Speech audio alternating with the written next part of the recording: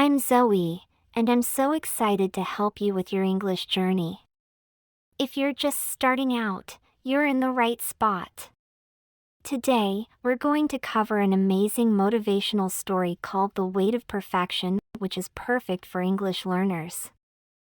I'd love to know what you're curious about next. Drop your ideas in the comments. Let's jump in and make learning English a fun adventure together. The Weight of Perfection. Chapter 1: The Race Against Time. Emma was always running. Not in the park or on a track, but in her life. From the moment she woke up, her mind was racing. She had a list of things to do, goals to reach, and dreams that felt just out of reach. But no matter how hard she tried, it was never enough. Every day, Emma pushed herself harder. She wanted to be the best student in her class, the best friend, and even the best daughter. She thought if she could just do everything perfectly, maybe she would finally feel good about herself. But deep down, Emma was tired. Tired of always trying to be perfect. One evening, after a long day of studying and working, Emma sat on her bed and stared at the ceiling. "Why am I never enough?" she whispered, her eyes filling with tears. She didn't know it yet, but something was about to change. Chapter 2: The Mistake. The next morning, Emma walked into school with her head held high. Today was a big day. She had a test in her hardest subject, math. She had studied for weeks, making sure she knew every detail. But halfway through the test, Emma's mind went blank. The numbers and equations on the page blurred together. Panic set in. Her hands started to shake, and sweat dripped down her forehead. "What is happening?" she thought, feeling her heart race. She tried to focus, but nothing made sense. She looked around.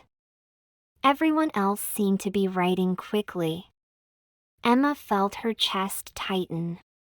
She had never failed a test before, and the thought of failing now terrified her. She scribbled some answers, but deep down, she knew they were wrong.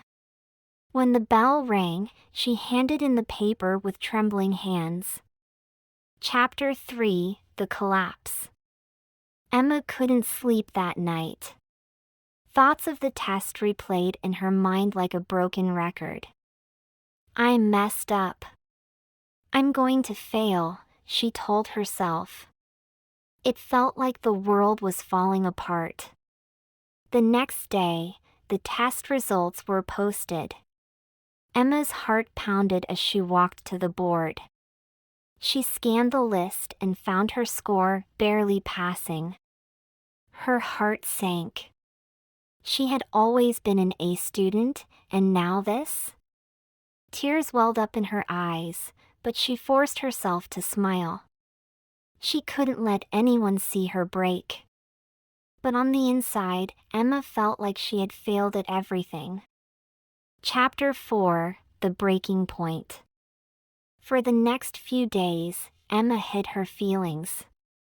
She acted like nothing was wrong. She kept up her perfect image, smiling and laughing with her friends. But at home, when she was alone, everything came crashing down. One evening, her mom found her crying in her room. "Emma, what's wrong?" she asked softly. "I'm a failure," Emma whispered. "I messed up my test, I can't keep up with everything, and I feel like I'm not good at anything." Her mom sat down next to her, wrapping an arm around her. "Emma, you're not a failure. You're human." Those words hit Emma hard. She had been pushing herself for so long, trying to be perfect, that she forgot it was okay to make mistakes. Chapter 5: The Realization. Emma's mom shared a story. When I was your age, I failed a big exam too, she said, smiling. I thought my life was over. But it wasn't. That failure taught me something important, that it's okay to make mistakes. They help us grow. Emma listened, surprised. She had always seen her mom as perfect, never imagining she had faced failures too. Her mom continued, Emma, you're more than just your grades or achievements. You need to go easy on yourself. Those words stayed with Emma. She began to realize that her worth wasn't tied to being perfect. She could make mistakes and still be enough. Chapter 6: The Healing. Over the next few weeks, Emma started to change her mindset. She stopped obsessing over every little mistake. She gave herself permission to rest, to breathe, and to not be perfect all the time. At school, she still worked hard, but now she also took breaks. She spent more time with her friends and less time worrying about her grades. And for the first time in a long while, Emma felt lighter, like a weight had been lifted off her shoulders. She even started a new hobby, painting. It was something she had always wanted to do, but never had time for. Now, she painted for fun, without worrying about making it perfect. Chapter 7: The Challenge. A few months later, another big exam was coming up. This time, Emma approached it differently. She studied hard, but she also made time to relax. She didn't pressure herself to get a perfect score. On the day of the exam, she felt nervous but calm. As she looked at the test, she reminded herself, it's okay if I don't get everything right. When the results came out, Emma was happy with her score. It wasn't perfect, but it was good. And more importantly, she felt proud of herself for not letting the pressure consume her. Chapter 8: The Twist. One day, Emma's teacher called her after class. Emma, I've noticed a big change in you, he said. Emma felt her heart skip a beat. Was she in trouble? I used to see you push yourself too hard, the teacher continued. But now, you seem more balanced, more confident. That's more important than any test score. Emma smiled, feeling a warmth spread through her.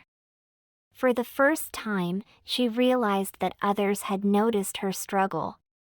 But now, they could also see her growth. Chapter 9: The Lesson. Emma's journey taught her something valuable: being perfect isn't the goal. What matters is being kind to yourself, especially when things go wrong. She realized that life is full of ups and downs. Sometimes, things will go smoothly, and other times, they won't. But that's okay. Emma no longer feared making mistakes. She understood that each mistake was an opportunity to learn and grow. Chapter 10: The New Beginning. Emma stood in front of her class a year later, giving a presentation about personal growth. She spoke confidently, sharing her story about perfection, pressure, and learning to go easy on herself. Her classmates listened closely, and some nodded in understanding. Emma knew she wasn't alone in her struggle, and she hoped her story would help others. As she finished her presentation, Emma smiled to herself. She wasn't perfect, but she was finally at peace. And that was enough. So, how did you like the story? Have you ever felt you were being too hard on yourself? Let me know in the comments below.